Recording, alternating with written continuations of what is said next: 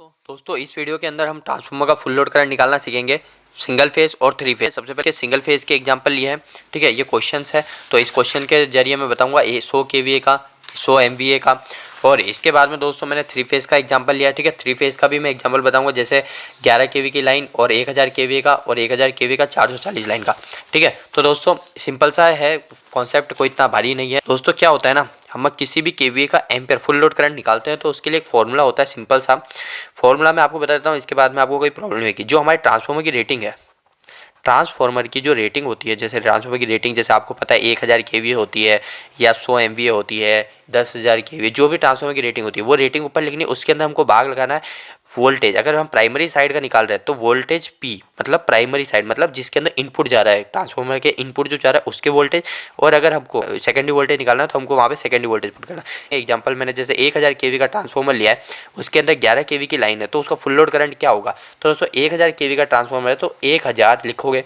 दोस्तों केवीए से अगर आप वीए में कन्वर्ट करोगे, जहाँ पे भी केवी है ना दोस्तों, वहाँ यानी 3 जीरो और लगा देगा, 10 की घात 3, और जहाँ पे एमवी है वहाँ पे 10 की घात 6, मतलब 6 जीरो और लगेंगे। तो 1000 लिख दिया। अब केवी है तो 3 जीरो और लगा दो, 1 2 3, ठीक है।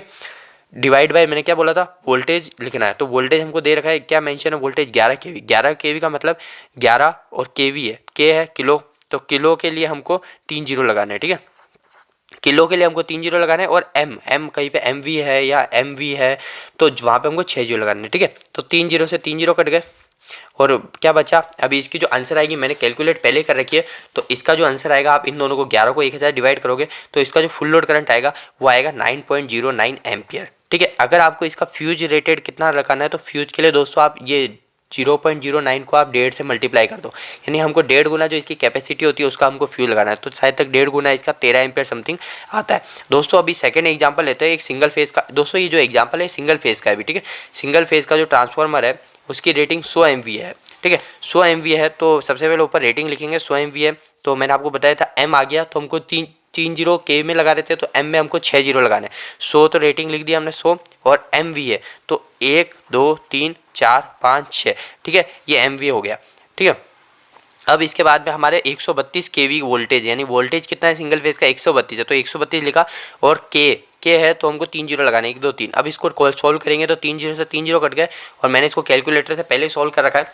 तो इसकी जो वैल्यू आएगी वो वैल्यू आएगी 757 एम्पियर, यानी इसका जो फुल लोड करंट है इस ट्रांसफार्मर का सिंगल फेज का, जिसके अंदर 100 एमवी की रेटिंग, तो इसका जो फुल लोड करंट है वो है 757 एम्पियर। दोस्तों ट्रांसफार्मर की रेटिंग केवीए में क्यों होती है, एमवीए में क्यों होती है, उसके ऊपर मैंने एक वीडियो बनाया है, वो ऊपर आपको आई करके बटन में मैं और शेयर कर दूंगा, आप वहाँ से देख लीजिएगा। वैसे मैं आपको इसके हल्का सा बताता चलूँ तो दोस्तों जो इंडक्टिव या रजिस्टिव लोड जो होते हैं, हमारे 2-3 टाइप के लोड होते हैं, तो उसके अंदर क्या दोस्तों पावर फैक्टर जो होता है वो वेरी कर रहा होता है। दोस्तों वो पावर फैक्टर जो वेरी करता है तो इसलिए क्या आगे जो मैन्युफैक्चर जो होता है जिसने ट्रांसफार्मर बनाया उसको ये नहीं पता कि भैया हम लोड क्या कनेक्ट कर रहे हैं। और दोस्तों उसके अंदर डिटेल में आपको समझना है तो ऊपर आपका आई करके बटन के वीडियो में देखो, ज़्यादा अच्छा रहेगा, ठीक है। दोस्तों एक 3 फेज का ट्रांसफार्मर है। अब एग्जांपल जो हमारा 3 फेज के ट्रांसफार्मर है, तो 3 फेज का ट्रांसफार्मर है, रेटिंग इसकी 1000 केवी है और वोल्टेज जो है इसका 11 केवी है, ठीक है। तो दोस्तों इसका जो आंसर आएगा, इसका जो आंसर हम निकालेंगे तो क्या करेंगे, मैंने आपको बताया था इसका जो फॉर्मूला जो होता है तो होता है ट्रांसफार्मर की रेटिंग लिख देते हैं हम, रेटिंग डिवाइड कर देते हैं उसके अंदर वोल्टेज से, ठीक है। अगर हम प्राइमरी का निकाल रहे हैं तो वोल्टेज पी हो जाएगा, और अगर हम सेकेंडरी का निकाल रहे हैं तो वोल्टेज सेकेंडरी हो जाएगा, ठीक है। तो अभी शायद है कि 11 केवी है तो वोल्टेज प्राइमरी का होगा, ठीक है। तो कोई भी वोल्टेज आपको तो पुट करना है बस। रेटिंग जैसे हमको पता है 1000 केवी है, तो मैंने आपको बताया था किलो की वैल्यू है तो 3 जीरो लगाने, और मेगा की वैल्यू है तो 6 जीरो लगाने। 1000 केवी है तो 1 2 3 जीरो लगा दिए। वोल्टेज कितना है, वोल्टेज प्राइमरी साइड का वोल्टेज हमारा 11 केवी, ठीक है। वोल्टेज प्राइमरी हो या सेकेंडरी कुछ भी हो, हमको तो वोल्टेज चाहिए, तो वोल्टेज है 11 केवी। तो दोस्तों इसके अंदर दोस्तों एक चीज़ होती है, जैसे 3 फेज का जब भी आता है तो 3 फेज की कहीं पे भी फॉर्मूला आपका लगता है, तो हमको 11 केवी का तो आपको पता है 11,000 वोल्टेज हो गया। तो इसमें एक और चीज़ करनी है, हमको मल्टीप्लाई बाय 1.732, जो भी हमारे इलेक्ट्रिकल के फॉर्मूला है जहाँ पे 3 फेज है, तो उसके अंदर कहीं पे वोल्टेज अगर आया तो उसके 1.732 मल्टीप्लाई करोगे, मतलब √3 अगर आपने मल्टीप्लाई कर दिया तो सिंगल फेज और 3 फेज का सारा फॉर्मूला सेम है, ठीक है। सिंगल फेज और 3 फेज के फॉर्मूले में कुछ अंतर नहीं होता, बस एक वोल्टेज के साथ में √3 की वैल्यू और पुट कर देते हैं, ठीक है। तो जैसा अभी इसमें कर दिया, जैसे सिंगल फेज में क्या कर रहे थे, ओनली 11,000 से डिवाइड करें, तो इसके नाम √3 और मल्टीप्लाई करेंगे वोल्टेज के साथ में, और फिर बाद में उससे डिवाइड करेंगे, ठीक है। तो दोस्तों अभी अपन ने क्या किया, √3 मल्टीप्लाई कर दिया तो इसकी वैल्यू जो √3 की होती है 1.732 होती है। और इसका जो आंसर आएगा दोस्तों, इसको इसमें मल्टीप्लाई कर फिर इससे भाग लगेंगे तो इसका जो आंसर आएगा वो आएगा 52 एम्पियर। दोस्तों आपको एक चीज़ बताऊँ मैं, केवी और किलोवाट में क्या फ़र्क होता है, मैं आपको एक सिंपल सा बताता चलूँ। केवीए और किलोवाट क्या फ़र्क है दोस्तों केवी और किलोवाट में सिर्फ इतना सा फ़र्क है, केवीए के अंदर आप मल्टीप्लाई कर दोगे पावर फैक्टर को तो वो किलोवाट हो जाएगा। जैसे दोस्तों एक एग्जांपल लेके चलो, 1000 केवी है, ठीक है, उसके अंदर मैंने पावर फैक्टर हमारा 0.8 है, ठीक है 0.8 है, तो दोस्तों उसके अंदर पावर फैक्टर 0.8 है तो मैं 0.8 से मल्टीप्लाई कर दूंगा तो जो वैल्यू आएगी वो किलोवाट हो जाएगी। जब हम पावर फैक्टर को मल्टीप्लाई कर देते हैं केवी के अंदर तो वो किलोवाट बन जाता है। बस इतना सा फर्क है केवी और किलोवाट में।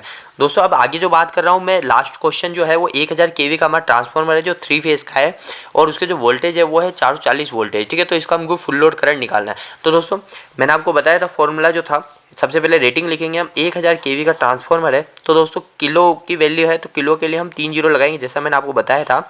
और दोस्तों वोल्टेज जो है वोल्टेज 440 है, ठीक है 440 है, पर दोस्तों 3 फेज है तो 3 फेज के लिए हम क्या करेंगे इंटू 1.732, ठीक है √3 की वैल्यू है, ठीक है 1.732 जो है वो √3 की वैल्यू है। तो 1.732 रखा तो इन दोनों को जो हम मल्टीप्लाई करेंगे सबसे पहले 440 और 1.732 को, तो दोस्तों 440 इंटू 1.732 इसको जो करेंगे तो दोस्तों इसका जो आ रहा है 762 आ रहा है, ठीक है वैल्यू। और दोस्तों ये हमारे ऊपर की वैल्यू वैसी की वैसी रखी हमने।